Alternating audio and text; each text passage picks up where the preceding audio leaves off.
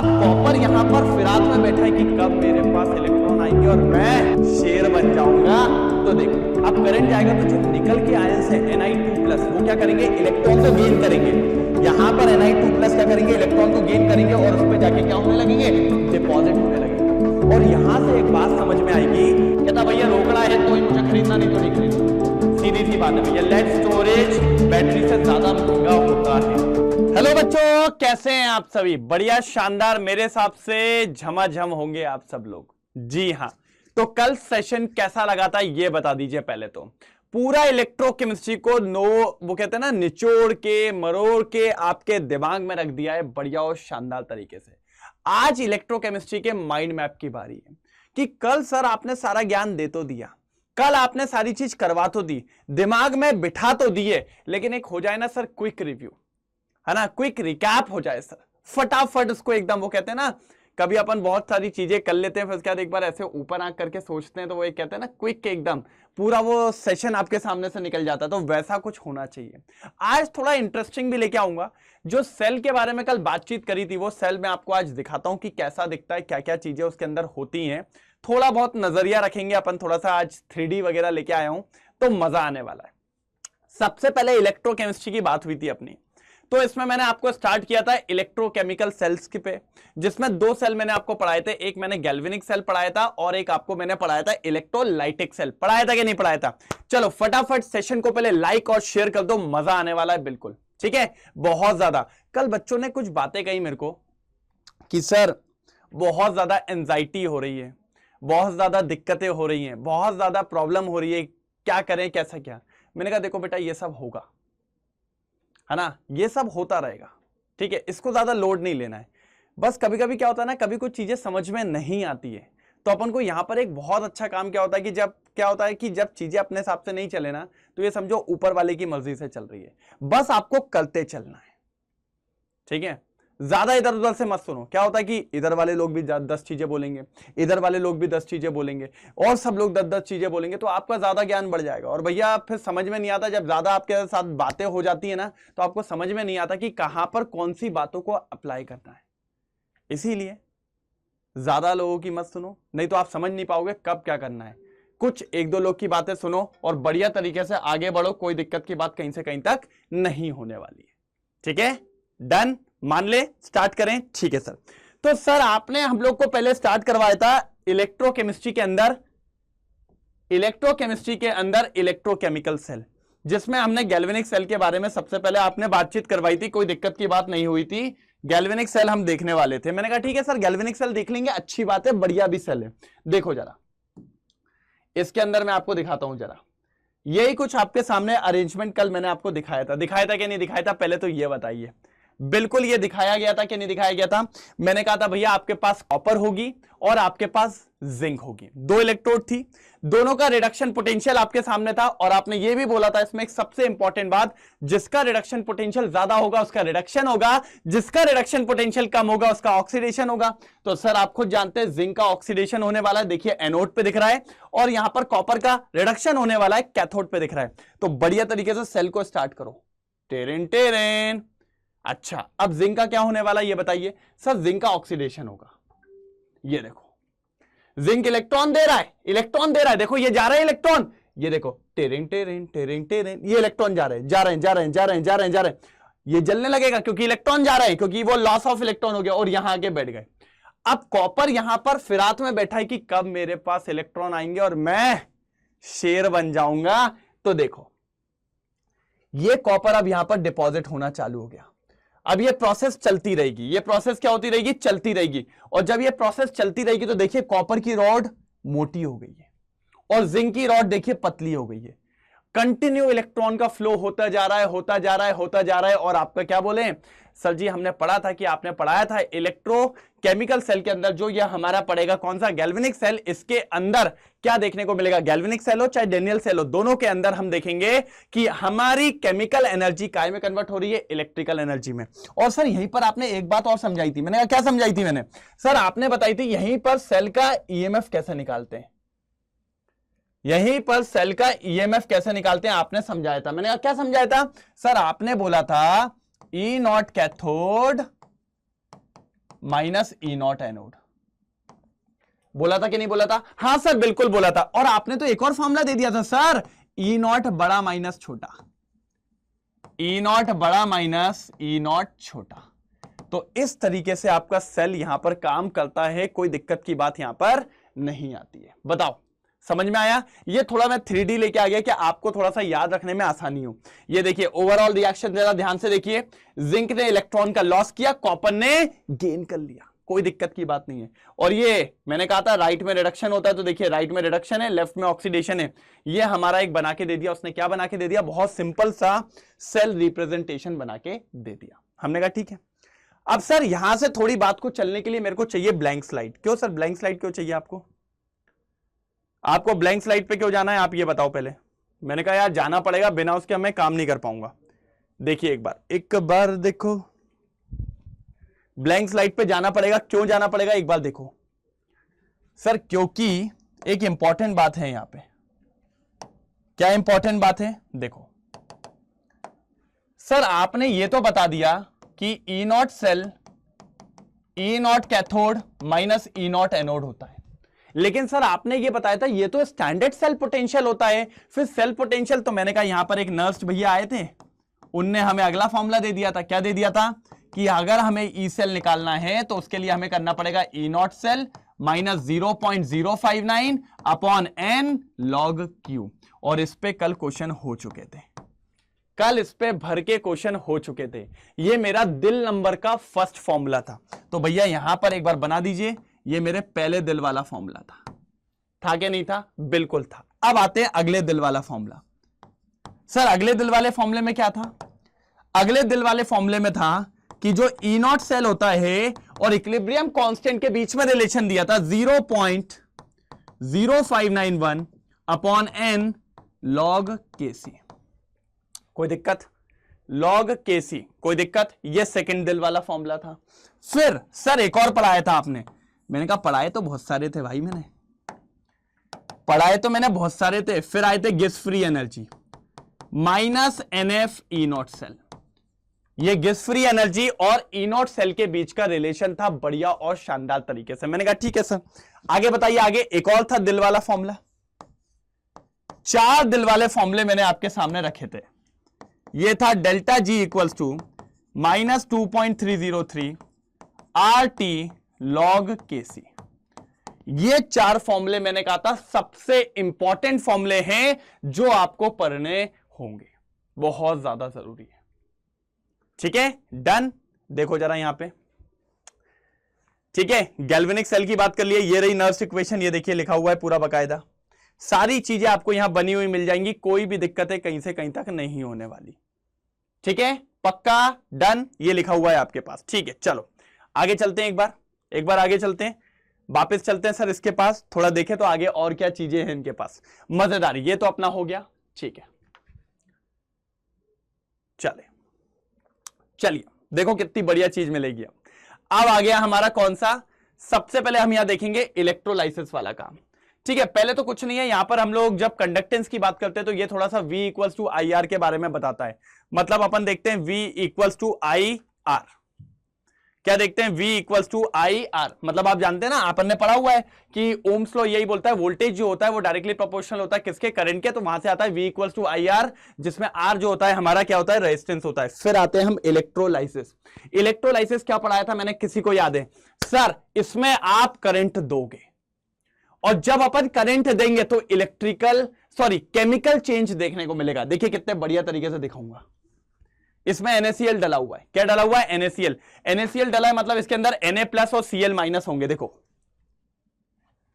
अब अगर इलेक्ट्रिसिटी इसमें चल रही है, क्या चल रही है सर? इलेक्ट्रिसिटी इसके अंदर चल रही है, तो भैया यहां पर कुछ ना कुछ डिपॉजिट होगा। देखिए ये देखिए भैया, आपने यहां पर दिया क्या? करंट।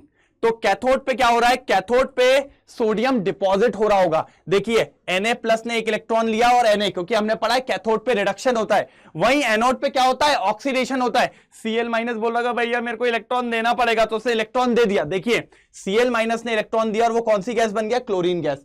तो क्लोरीन का यहां पर हो गया ऑक्सीडेशन और सोडियम का यहां पर हो गया रिडक्शन।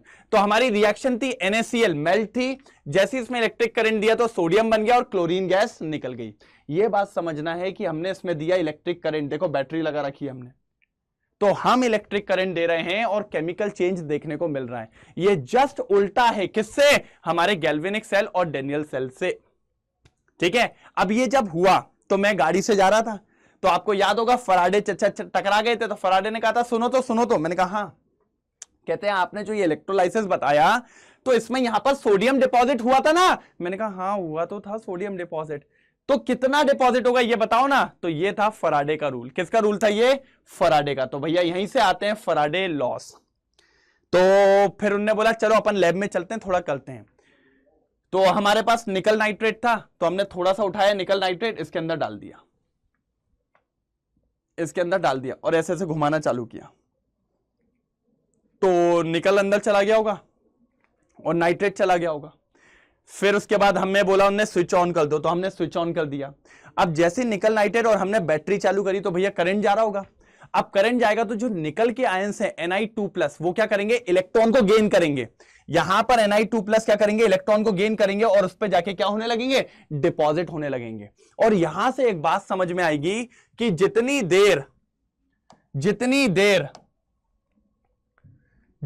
देर आप समझिए, जितनी देर आपका यहां पर क्या होगा, जितनी देर आपका यहां पर चलने वाला है क्या करंट, उतना ज्यादा यहां पर निकल डिपॉजिट होगा। तो हमने यहीं से बोला weight of nickel is directly proportional to the amount of charge flow through the solution. जितनी देर यहां पर बैटरी को चला के रखोगे, जितनी देर यहां पर बैटरी को जला के रखोगे या चला के रखोगे, उतना ज्यादा निकल आपका यहां पर क्या होने वाला है भैया, डिपॉजिट होने वाला है। उतना ज्यादा निकल आपका यहां पर क्या होने वाला है, डिपॉजिट होने वाला है। मैंने कहा ठीक है सर। और जब इसको और अच्छे से देखा गया तो weight of nickel equals to Z of nickel into Q को क्या लिख सकते हैं, आई इंटू टी। ये था first law of Faraday's law of electrolysis का फर्स्ट लॉ यही था। फराडे लॉज ऑफ इलेक्ट्रोलाइसिस का फर्स्ट लॉ यही था। देखो फराडे लॉज ऑफ इलेक्ट्रोलाइसिस का फर्स्ट लॉ यही था, W equals to Z into I into T. अब जरा मेरी बात सुनो, तो यहां पर मैं आपको वो भी बता देता हूं कि Z कैसे निकालते हैं। ये हमारा फर्स्ट लॉ में हमने क्या लिखा, W equals to Z into I into T. तो Z किसी भी मेटल का हो, मान लो Z मेटल, तो क्या करना, एटॉमिक मास ऑफ मेटल, ये सब मैं कल बता चुका हूं आपको, डिवाइडेड बाय N। बताओ जरा कमेंट सेक्शन में, इनटू F की वैल्यू बताओ जरा कमेंट सेक्शन में, जल्दी फटाफट बताना है, तभी मजा आएगा। F की value in a comment section, नहीं तो मजा नहीं आएगा। ठीक है, और बेटा मैं क्या चाह रहा हूं ना, आप कमेंट में लिखो। जब तक आप लिखोगे नहीं ना, चीजें मुझ तक पहुंचेंगी नहीं। देखो यार, आपकी दिक्कतें आपको थोड़ी बतानी पड़ेंगी ना। अगर दिक्कतें नहीं बताओगे तो मैं उसका समाधान कैसे बताऊंगा। और मैं हमेशा कहता हूं भाई, जो प्रॉब्लम से डर गया ना वो आगे नहीं बढ़ पाएगा। आपको प्रॉब्लम को डट के सामना करना पड़ेगा। अरे हम खड़े हैं ना, पूरे टीचर्स खड़े हुए हैं और हर एक टीचर हर एक चीज पढ़ाने को तैयार है, आपकी प्रॉब्लम भी सुनेगा। और क्या चाहिए भाई, आपको वन शॉट दे रहे हैं, माइंड मैप दे रहे हैं, प्रैक्टिस सेशन दे रहे हैं, मेंटरशिप दे रहे हैं, और क्या, बस घर ही नहीं आ रहे हैं आपको पढ़ाने। ठीक है, आप दिखाओ तो अपना 100%, घर भी आ जाएंगे। ठीक है, बस आप करो यार, टेंशन ना लो। देखो यार, आपको बस क्या करना है, हमारी बात सुन के सिर्फ करते चलना है। आप करते चलो, सारी चीजें कर लो, उसके बाद फिर वो बैठा है ना ऊपर वाला, वो देख लेगा। और मैं कहता हूं जब मेहनत करते हो ना, तो पीछे खड़े होके चलता है ऊपर वाला कि तूने मेहनत करी है ना, अब तू देख कुछ नहीं बेकार होने वाला है। ठीक है, बिल्कुल। चलिए, तो ये अपना फर्स्ट लॉ हो गया। सर फर्स्ट लॉ तो हो गया, सेकंड लॉ के बारे में बताओ। मैंने कहा ठीक है भैया, सेकंड लॉ के बारे में बता देंगे, लेकिन सेकंड लॉ की एक कंडीशन थी कितने भी सेल ले लो, करंट सेम होना चाहिए। करंट क्या होना चाहिए? सेम होना चाहिए। मैंने कहा ये लीजिए सर, लगा दीजिए, करंट सेम है, एक ही बैटरी लिए, तो यहां पर जिंक डिपॉजिट होगा और यहां पर सिल्वर नाइट्रेट है तो सिल्वर डिपॉजिट होगा। यही होने वाला है क्या नहीं होने वाला है? मैंने कहा बिल्कुल सर। अब जरा ध्यान से देखना, ध्यान से देखना, बिल्कुल ध्यान से देखो। यहां पर कौन डिपॉजिट होगा? इस वाले में डिपॉजिट होगा वेट ऑफ जिंक। इधर वाले में जो डिपॉजिट होगा ना, एक मिनट बेटा, इधर वाले में जो डिपॉजिट होगा ना वो होगा वेट ऑफ जिंक, और इधर वाले में जो डिपॉजिट होगा वो होगा वेट ऑफ सिल्वर। अब बात समझो, ये किसके बराबर होंगे? अगर करंट सेम है तो फराडे ने कहा था ये इनके इक्विवेलेंट वेट के बराबर होंगे। मतलब ये इक्विवेलेंट वेट ऑफ जिंक के बराबर होगा और ये इक्विवेलेंट वेट ऑफ सिल्वर के बराबर होगा। ये इक्विवेलेंट वेट ऑफ सिल्वर के बराबर होगा। देखो, वेट ऑफ क्या बोला? Zinc is directly proportional to equivalent weight of zinc, और इधर पे अगर मैं बात करूं, ये देखिए, weight of silver is equivalent to equivalent weight of silver, और यहीं से हमारा लॉ तैयार हो जाता है। ये देखिए कितना बढ़िया दिख रहा है, यही मैंने बताया आपको। ठीक है, आज मैंने क्या बोला है, फुल एनिमेटेड फॉर्म में लेके आया हूं कि आपको ये थोड़ा सा बढ़िया तरीके से समझ में आए, शानदार और मजेदार तरीके से। ठीक है, डन। अब देखो यहां भी दिखा देता हूं, मैं हर चीज दिखाना चाहता हूं भाई, आपको कुछ भी नहीं छोड़ना चाहता हूं। देखिए थोड़ा, ये देखिए सेकेंड लॉ यही लिखा हुआ है, W1 upon E1 equals to W2 upon E2, W3 upon E3 equals to constant, equals to constant. बिल्कुल बढ़िया मजेदार तरीके से, कोई दिक्कत की बात यहां पर नहीं होने वाली। मैंने कहा ठीक है सर, मैंने कहा डन। ठीक है, यहां तक समझ में आया कि नहीं आया, पहले तो ये बताओ। ये था हमारा फराडे लॉज भी खत्म। मैंने इलेक्ट्रोलाइटिक सेल बता दिया, इलेक्ट्रोकेमिकल सेल बता दिया, दोनों हो गए। अब चलते हैं आगे, बात कहां पर चलते हैं आगे? बैटरीज के पास। काय के पास? बैटरीज के पास। इसको भी खत्म करेंगे, बैटरीज को भी, जल्दी जल्दी जल्दी। ये देखिए सर, बैटरी आ गई है। अब बैटरीज में मैंने आपको दो टाइप की बैटरीज पढ़ाई थी, प्राइमरी और सेकेंडरी। प्राइमरी बैटरीज जो रिचार्जेबल नहीं होती और सेकेंडरीज जो रिचार्जेबल होती है। प्राइमरी में दो ही है, एक आपका ड्राई सेल और एक आपका मर्क्यूरी सेल। सबसे पहले ड्राई सेल की बात करूंगा। ये देखो ऐसा ही होता है ड्राई सेल। मैंने आपको पढ़ाया था ड्राई सेल के अंदर जो एनोड का काम करती है वो जिंक करती है, और सबसे अंदर कैथोड की रॉड होती है जो अपना काम करती है किसका भैया? कैथोड। उसके बाहर होता है manganese oxide plus carbon. Manganese oxide जो होता है भैया वो रिडक्शन का काम करेगा, और ये जो बाहर जिंक की दिख रही है ये हमारी किसके तरह काम करेगी? एनोड की तरह काम करेगी, और ये अपना एनोड की तरह काम करके ये क्या करेगी? ऑक्सीडेशन। तो Zn2+ और 2 इलेक्ट्रॉन दे देगा, बाकी MnO जो है मैग्नीज ऑक्साइड जिसको कहते हैं, वो वहां पर रिडक्शन करेगा और अपना गेन ऑफ इलेक्ट्रॉन का काम करेगा। तो ये दिख रही है ये वाली, ये देखो, जिंक ने लॉस ऑफ इलेक्ट्रॉन कर दिया। जिंक ने क्या कर दिया? लॉस ऑफ इलेक्ट्रॉन कर दिया। इसको और अच्छे से मैंने और भी लिख के रखा है, देखो मैं आपको हर चीज लेके आया हूं भाई। ये देखो, ड्राई सेल पे एनोड पे कौन है? जिंक। कैथोड पे कौन है? MnO2 और कार्बन। ठीक है, साथ ही साथ इसमें इलेक्ट्रोलाइट भी होता है। देखो इलेक्ट्रोलाइट भी होगा, मैं दिखाता हूं ना, ये देखिए इलेक्ट्रोलाइट NH4Cl और ZnCl2। इसका काम होता है सेल के अंदर कोई भी गैस को इकट्ठा नहीं होने देना, क्योंकि अगर गैस इकट्ठी हो गई तो भैया बर्स्ट हो जाएगा, तो इसको कॉम्प्लेक्स बना के वहां पर रखने का काम करती है। तो आपको बिल्कुल ये चीज पता होनी चाहिए कि ड्राई सेल में जिंक क्या है? एनोड। आपकी कैथोड कौन है? Manganese oxide plus carbon. और इलेक्ट्रोलाइट कौन है? NH4Cl और ZnCl2। झमाझम तरीके से ये चीज क्लियर हो जाएगी, पक्का? ठीक है, उसके बाद जो अपन बात करते हैं नेक्स्ट, मर्क्यूरी सेल। इसको बटन सेल भी कहा जाता है, आपको पता होगा। इसको अपन बटन सेल के नाम से भी जानते हैं। आपकी घड़ी में लो हियरिंग एड्स वाले जितने भी डिवाइसेस होते हैं उसमें अपन उसका यूज करते हैं। अगर आपको देखने को मिले तो एनोड पे जिंक मर्क्यूरी होता है, ये मैंने वहां भी लिखा हुआ है, देखिए ना, mercury cell use in watches, hearing aids. Anode पे कौन होता है? Zinc mercury amalgam. कैथोड पे कौन होता है? HgO और कार्बन। ये मैंने कल पढ़ा दिया आपको, मर्क्यूरी ऑक्साइड और कार्बन। और KOH और ZnO का जो काम होता है वो बेसिकली यहां पर क्या है? इलेक्ट्रोलाइट का काम करता हुआ चलता है, और ओवरऑल रिएक्शन ये होती है। इसमें एक इंपॉर्टेंट बात बताई थी कल मैंने, पूरी लाइफ के दौरान इसके अंदर कोई भी आयंस का इन्वॉल्वमेंट नहीं है रिएक्शन में, इसीलिए इसका कंसंट्रेशन ड्रॉप नहीं होता। थ्रू आउट द लाइफ इसका वोल्टेज कांस्टेंट होता है। ठीक है, तो ये दोनों जो थे आपके, ये दोनों कहलाते हैं प्राइमरी में। ठीक है, अब आते हैं lead storage battery. Sir lead storage battery काय में यूज होती है, जल्दी बताओ। कार वगैरह में, राइट? कार देख रहे हो तुम, राइट? गजब, कार की तो बात ही अलग है। इस तरीके की होती है लेड स्टोरेज बैटरी। ये देखो, दिख रहा है? अब इसमें भी पॉजिटिव प्लेट होती है, नेगेटिव प्लेट होती है। मेरे को सिर्फ ये दिखाना था कि इस तरीके की होती है। बाकी मैंने कल आपको सब बता दिया कि एनोड पे होता है पीबी, जो PbSO4 में कन्वर्ट होता है। कैथोड पे होता है PbO2, जो भी PbSO4 में कन्वर्ट होता है। दूसरी बात, इसके अंदर इलेक्ट्रोलाइट कौन होता है? H2SO4 होता है 38% के around. Lead storage battery, anode पे क्या होता है? लेड होता है।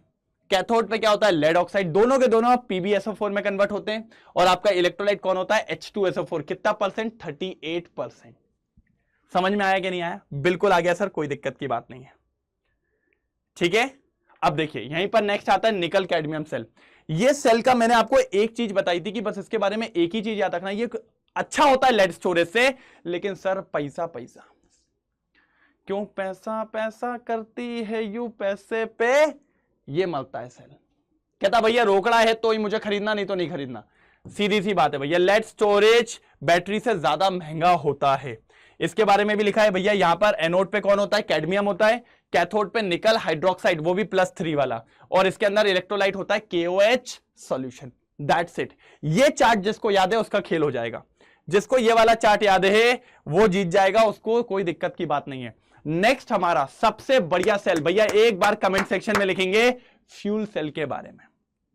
जल्दी फ्यूल सेल के बारे में एक बार सब लोग लिख दें तो मेरे को मजा आ जाए थोड़ा सा।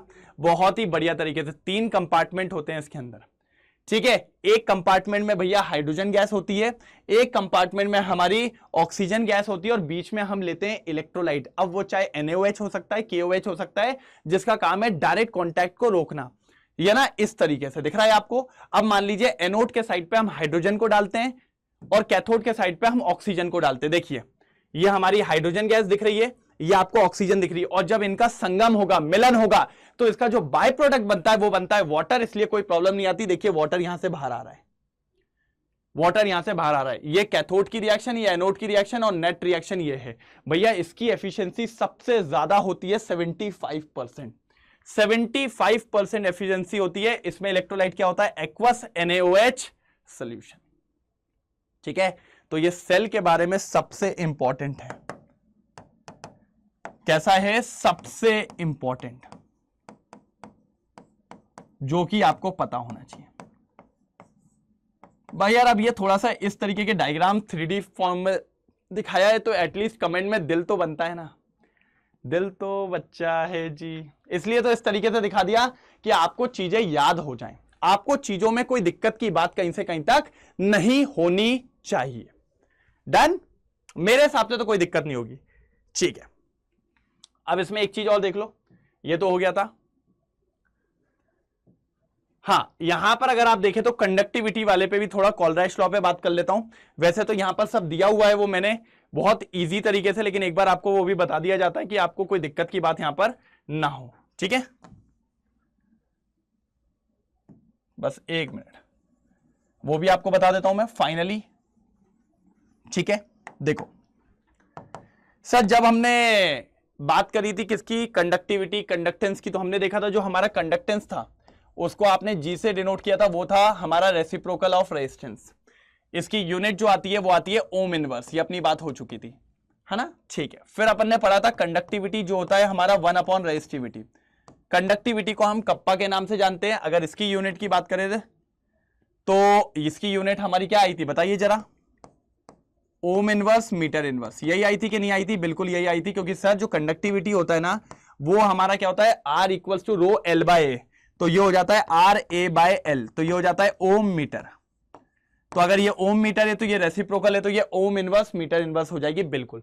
उसके बाद आपने एक फॉर्मूला पढ़ाया था सर कि conductivity equals to conductance L by A, और ये जो L बाय ए था, पहली बात तो ये कंडक्टेंस को G से बता रहे थे हम, और ये जो था इसको अपन कहते थे सेल कांस्टेंट।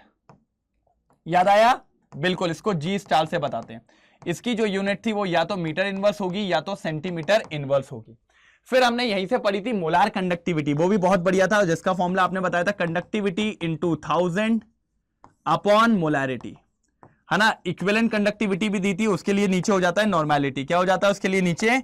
नॉर्मेलिटी हो जाता है। क्या हो जाता है अपना? नॉर्मेलिटी हो जाता है। फिर यहीं से हमने देखा था कोलराइस लॉ आए थे। कोलराइस लॉ ने क्या किया था? कोलराइस लॉ ने यह कहा था किसी भी इलेक्ट्रोलाइट की अगर मोलार कंडक्टिविटी इनफाइनाइट डाइल्यूशन पे देखनी है तो वो उसके आयंस के बराबर होगी। किसके बराबर होगी? उसके आयंस। अगर मान लीजिए आप CH3COOH का निकाल रहे हैं तो lambda naught CH3COO minus plus lambda H plus ये होगा। और अगर आपको डिग्री ऑफ डिसोसिएशन निकालना है तो वो होती है lambda CM upon lambda naught M। Not M मतलब मोलार कंडक्टिविटी इनफाइनाइट डाइल्यूशन और ऊपर molar conductivity at any concentration. और अगर आपको डिसोसिएशन कांस्टेंट निकालना है तो C alpha square upon 1 minus alpha. ये आपका डिसोसिएशन कांस्टेंट होता है जो आपको पता होना चाहिए।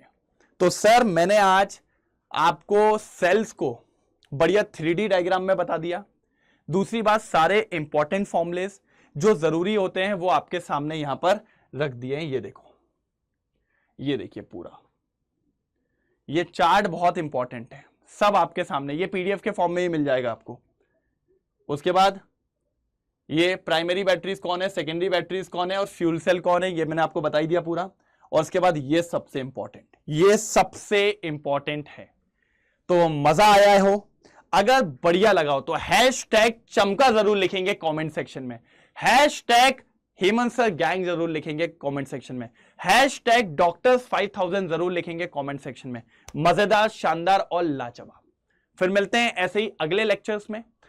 कोशिश यही करूंगा अब हर का थोड़ा 3D पॉइंट ऑफ व्यू लेके आऊं कि आपको बढ़िया, आपने एक रात पहले पढ़ तो लिया और उसको और बढ़िया तरीके से आपको समझाने का ये तरीका बहुत मजेदार है। ठीक है, कोई दिक्कत तो नहीं? चलिए तो मिलते हैं अगले लेक्चर में, तब तक के लिए bye bye, thank you so much. लेकिन बेटा कमेंट करना बिल्कुल नहीं बोलेंगे, लाइक और शेयर करना भी बिल्कुल नहीं। Okay, thank you so much.